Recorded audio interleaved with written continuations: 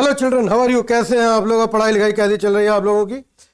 Tissue नाम के इस चैप्टर का डिस्कशन हमारा पहले से ही चला आ रहा है। एक एक करके हमने प्लांट टिश्यूज के बारे में डिस्कस किया और एनिमल टिश्यूज को शुरू किया अपने पिछले वीडियो में। मैं ऑलरेडी एपिथेलियल टिश्यूज के बारे में आप लोगों के साथ डिस्कस कर चुका हूं, क्योंकि बाहर की सारी ही लाइनिंग्स को बनाने का काम एपिथेलियल टिश्यू करते हैं। आज टिश्यूज के इस वीडियो में हम नेक्स्ट एनिमल टिश्यू के बारे में डिस्कस करेंगे, जिसका नाम है कनेक्टिव टिश्यू। और कनेक्टिव टिश्यू इसको क्यों कहते हैं, सवाल ये है। तो बच्चों, कनेक्टिव टिश्यू इसको इसलिए कहा जाता है क्योंकि बॉडी के वेरियस ऑर्गन्स को कनेक्ट करने का काम करते हैं ये animal tissues, right. Connective tissues body के वेरियस ऑर्गन, देखिए हमारी बॉडी के अंदर बहुत सारे ऑर्गन्स हैं और ये सारे के सारे ऑर्गन्स अपनी अपनी जगह पर लगे हुए हैं, राइट। बॉडी के अंदर ऐसा नहीं है कि हमारा हार्ट उखड़ के कहीं नीचे आ जाए या लिवर इधर से उतर निकल करके इधर आ जाए, किडनीज पीछे लगी हुई हैं। एंड बहुत सारी हमारी बोन्स हैं जो अपनी अपनी जगह पर पूरी तरीके से लोकेटेड है और एक खास पोस्चर हमें मिलता है, खास शक्ल, खास फ्रेमवर्क मिलता है, क्योंकि सभी कुछ इस स्ट्रक्चर में अपनी अपनी जगह पर फिक्स है, राइट। तो इन ऑर्गन्स को अपनी जगह पर जोड़े रखने का काम करते हैं ये कनेक्टिव टिश्यू, राइट बच्चों। बहुत बड़ी कैटेगरीज हैं इसके अंदर, बहुत बड़ा एक वाइड फील्ड है कनेक्टिव टिश्यूज का, जिसके बारे में आज हम आपके साथ इस वीडियो में डिस्कस करेंगे। चलिए देखिए क्या लिखा हुआ है, यहां पर पढ़ते हैं एक बार। This tissue connects various body organs with each other such as muscles to bones, जैसे कि मसल्स को हड्डियों के साथ जोड़ने का काम। अगर हमारी मसल्स और बोन्स अलग अलग हो जाएं तो हमारी सारी स्ट्रेंथ खत्म हो जाएगी। ओल्ड एज में होता भी यही है कि मसल्स बोन को धीरे धीरे धीरे धीरे छोड़ना शुरू कर देती हैं अगर हम टाइम पर एक्सरसाइज नहीं करते हैं, right. So they consist of different types of cells which are loosely spaced and embedded in an intercellular matrix, and this matrix may be jelly-like, fluid, dense or rigid, and its nature differs in concordance with the function of particular connective tissue. तो connective tissue में पाए जाने वाली अलग अलग अलग अलग cell एक खास किस्म के फ्लूइड में, एक जिसे मैट्रिक्स कहा जाता है, इंटरसेल्युलर मैट्रिक्स, इसमें पड़ी हुई होती हैं, राइट।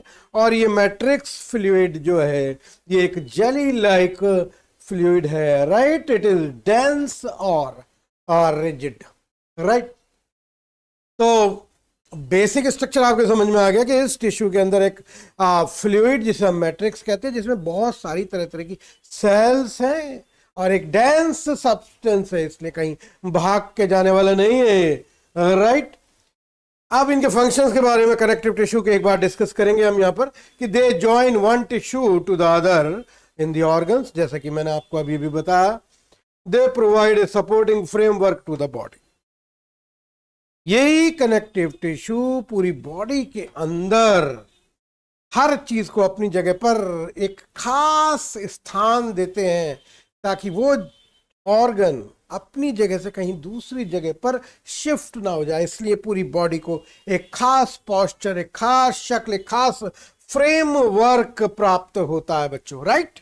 दूसरी बात, अगर मैं बात करता हूं fluid connective tissue, connective tissue में एक category liquid fluid connective tissue की भी है, जिसे हम ब्लड के नाम से जानते हैं, या लिम्फ भी एक और कैटेगरी है।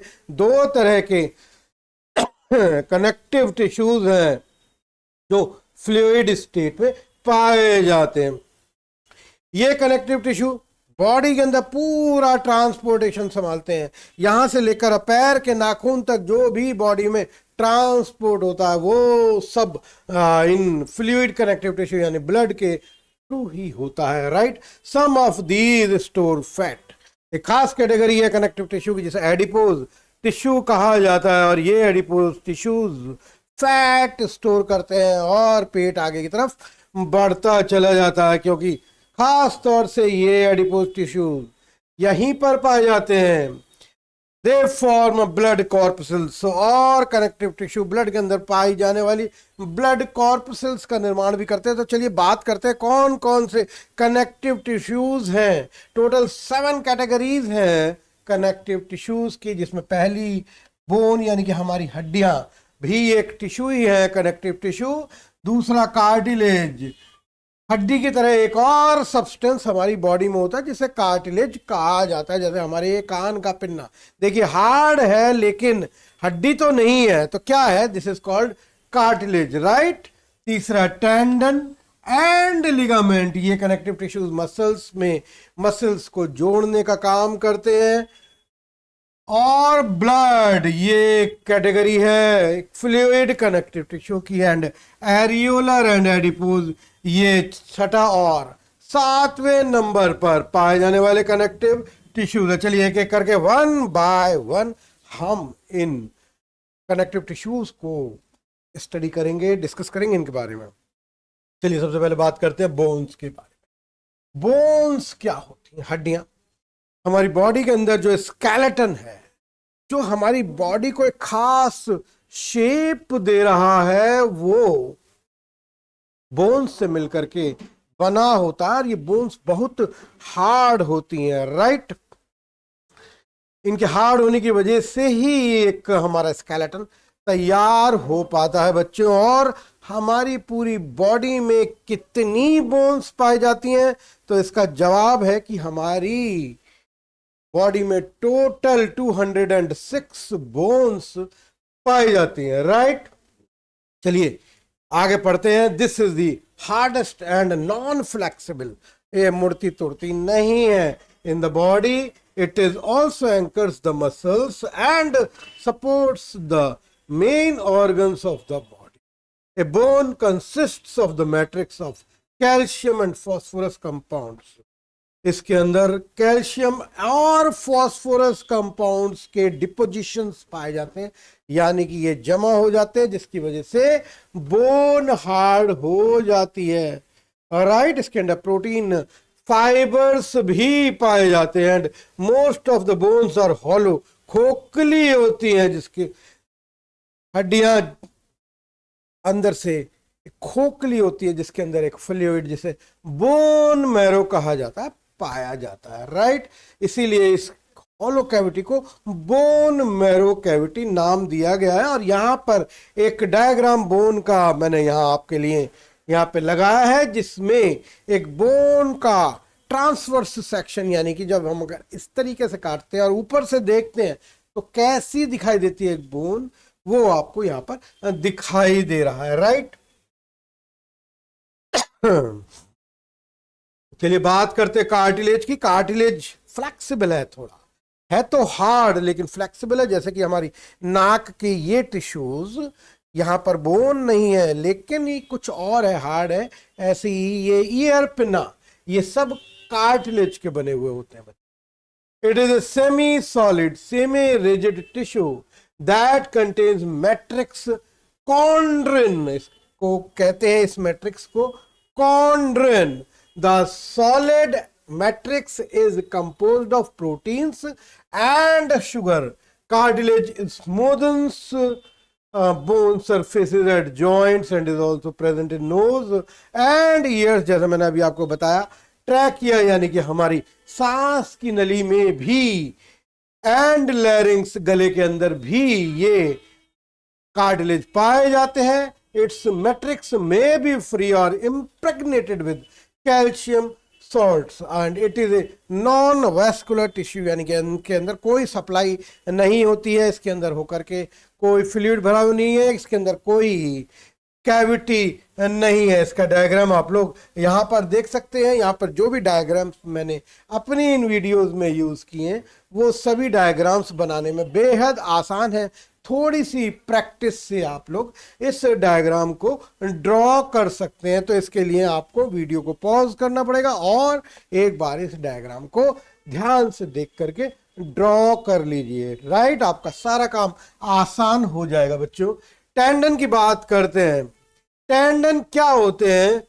मसल्स से बोन को बाइंड करने का या बांधने का काम जो टिश्यूज, जो कनेक्टिव टिश्यूज करते हैं उन्हें टेंडन्स कहा जाता है। Right, it is a cord, band और sheet of non elastic fibrous tissues joining skeletal muscles to bones. Muscles को बोन्स से जोड़ने का काम करते हैं tendons. It consists of white fibrous tissues having a limited flexibility but a rigid support. Ligament की बात करते हैं तो लिगामेंट बोन से बोन को जोड़ने का काम करते हैं। यहां पर आप देख सकते हैं बोन से बोन को जोड़ने का काम कर रहे हैं ligament. It is A bundle of fibrous tissues joining two और मोर बोन्स यहां पे दिखाई दे रही है जुड़ती हुई, और cartilages. It is elastic with considerable strength.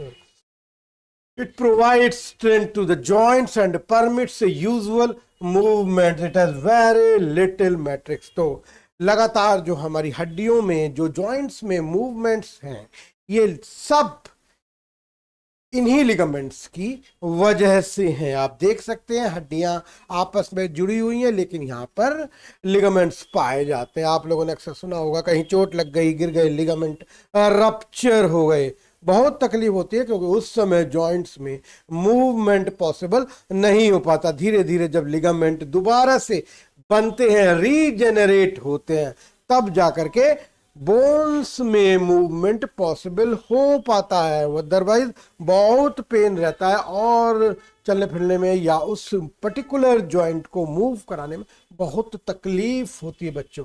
चलिए बात करते हैं एरियोलर टिश्यूज के बारे में। जो टिश्यूज स्किन और मसल्स के बीच में पाए जाते हैं, ब्लड वेसल्स के चारों तरफ पाए जाते हैं, और इसके अलावा nerves and in bone marrow. अलग अलग लोकेशंस है एरियोलर टिश्यूज की, लेकिन आपको याद रखने के लिए समझना पड़ेगा कि हमारी ये जो स्किन किस तरीके से हमारी मसल्स के साथ जुड़ी हुई है, चिपकी हुई है, उसके लिए एरियोलर टिश्यू ही हेल्प करते हैं। It फिल्स the space inside the organs, supports internal organs and helps in the repair of tissues. It is a cellular tissue present between the organs lying in the body cavity. तो कहने का तात्पर्य यह है कि body के अंदर जितना भी खाली स्पेस होता है वो इन्हीं एरियोलर टिश्यूज के द्वारा भरा होता है। इसका एक डायग्राम यहाँ पर मैंने लगाया हुआ है, आप वीडियो को पॉज करके इसको बनाने की प्रैक्टिस कर सकते हैं। It's a very very easy diagram. चलिए बात करते हैं आगे एडिपोज टिश्यूज की। Excuse me. Adipose tissues fat को स्टोर करने का काम करते हैं। हमारी बॉडी में जितना भी हम फैट खाते हैं वो सारा हमारी बॉडी में यूटिलाइज तो नहीं हो पाता है क्योंकि फिजिकल वर्क ना के बराबर होता है, और वो फिजिकल वर्क में जितनी एनर्जी की ज़रूरत होती है वो सब कार्बोहाइड्रेट से मिल जाती है। तो फैट हमारी बॉडी में स्टोर होता चला जाता है, और स्टोर होने के लिए, स्टोर करने के लिए जो सेल्स यूज होती हैं या जो टिश्यूज यूज होते हैं बच्चों, उन्हें एडिपोज टिश्यू कहा जाता है। इस डायग्राम में एडिपोज टिश्यूज दिखाई दे रहे हैं। हाँ, ये जरूर है कि जो लोग मोटे होते हैं, जिनके अंदर फैट ज़्यादा होता है, उन्हें सर्दी कुछ कम लगती है। अदरवाइज ये फैट बॉडी के लिए किसी भी तरीके से लाभदायक नहीं माना गया है। It keeps visceral organs in position, right. चलिए इसके बाद बात करेंगे ब्लड की, क्योंकि ब्लड एक ट्रांसपोर्ट टिश्यू है। जो भी सब्सटेंसेस हमारी बॉडी में लेकर के यहां से, सर से लेकर के पैर के नाखून तक कोई भी ट्रांसपोर्टेशन होता है, it takes place by the blood that is called fluid connective tissue, यहां पे लिखा हुआ है साफ कि it is a fluid connective tissue that maintains body continuity, its matrix is a watery fluid called plasma. Blood का अगर हम कंपोजिशन देखते हैं, ब्लड में एक लिक्विड होता है और उसके अंदर कुछ सॉलिड ब्लड सेल्स या कुछ और सब्सटेंसेस घुले हुए होते हैं, राइट। जो लिक्विड पार्ट होता है ब्लड का उसको प्लाज्मा कहा जाता है और इट इज यूजुअली रेड, लाल रंग का, गाढ़ा, ओपेक एंड सॉल्टिश, नमकीन होता है। ब्लड कहीं से निकलता है बॉडी तो चख के देखें, नमक का होगा, नमकीन होगा टेस्ट में। The plasma contains proteins.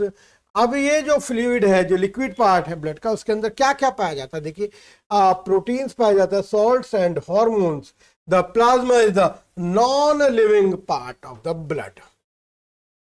Plasma के बारे में अगर हम आगे बात करते हैं, क्योंकि नॉन लिविंग पार्ट है तो इसके अंदर मैक्सिमम पार्ट वाटर का होता है 85.9%, लगभग 86%, 7% प्रोटीन्स, 0.9% में सॉल्ट्स आ जाते हैं, जबकि 0.1% ग्लूकोज होता है।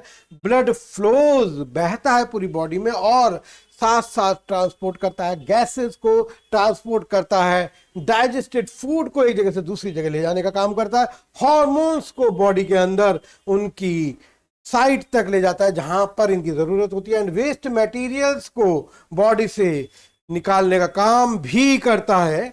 इनका ट्रांसपोर्ट करके इनको उस जगह तक ले जाता है जहां से इनका बॉडी से निष्कासन होना है, और इस तरीके से एक्सक्रीटरी प्रोडक्ट्स भी बॉडी से बाहर निकल जाते। साथ साथ ब्लड हमारी बॉडी में टेम्परेचर भी रेगुलेट करता है। अगर हम बात करते हैं ब्लड सेल्स को के बारे में, ब्लड सेल्स या ब्लड कॉर्पसल्स भी कहा जाता है, तो रेड ब्लड सेल जिनको बायोलॉजिकली एरिथ्रोसाइट्स नाम दिया गया है, व्हाइट ब्लड सेल जिनको ल्यूकोसाइट्स नाम दिया गया, और प्लेटलेट्स यानी कि थ्रोम्बोसाइट्स, ये तीन तरह की ब्लड सेल्स ब्लड के अंदर मौजूद होती है। रेड ब्लड सेल लाल रंग की होती है और ये लाल रंग होता है बिकॉज ऑफ हीमोग्लोबिन, एक chemical compound haemoglobin in red blood cells में मौजूद होता है, और जिसका काम होता है मुख्य रूप से रेस्पिरेटरी गैसेस यानी ऑक्सीजन और कार्बन डाइऑक्साइड को बॉडी में, पूरी बॉडी में ट्रांसपोर्ट करना और बॉडी की हर सेल तक पहुंचाने का काम ऑक्सीजन को ये रेड ब्लड सेल्स ही करते हैं, राइट। जबकि वाइट ब्लड सेल्स का काम है हमारी बॉडी की इम्यूनिटी को बढ़ाना, हमारी बॉडी किस तरीके से, कैसे जर्म्स के अगेंस्ट फाइट करती है, वो पॉसिबल हो पाता केवल ल्यूकोसाइट्स यानी कि वाइट ब्लड सेल्स के द्वारा। तो बॉडी में वाइट ब्लड सेल्स का होना बहुत जरूरी है, और यही ल्यूकोसाइट काउंट कम हो जाती है जब हमारी बॉडी में इन्फेक्शंस हमें घेर लेते हैं। थ्रोम्बोसाइट्स यानी कि प्लेटलेट्स, ये खून को गाढ़ा रखने का काम करते हैं। अगर किसी वजह से ये प्लेटलेट्स हमारे ब्लड में कम हो जाते हैं तो खून का थक्का जमना बंद हो जाता है, खून पतला हो जाता है और ब्लीडिंग बॉडी के किसी भी पार्ट से शुरू हो सकती है, राइट। तो ये तीनों ही सेल्स ब्लड के अंदर मौजूद होते हैं और इनका अपना एक इंपॉर्टेंस है जिसको आप लोग याद रखिएगा। तो ये सब बातें थी कनेक्टिव टिश्यूज के बारे में। उम्मीद करता हूं आपको समझ में आ गई होंगी। बार बार डायग्राम्स को बना करके उनकी प्रैक्टिस जरूर करें बच्चों, और बने रहिए हमारे इस डिजिटल प्लेटफॉर्म आचार्यस कॉर्नर पर हमारे साथ, और करते रहिए इस चैनल को लाइक, सब्सक्राइब और follow. Thank you very much. मिलते हैं बहुत जल्द एक नई वीडियो में।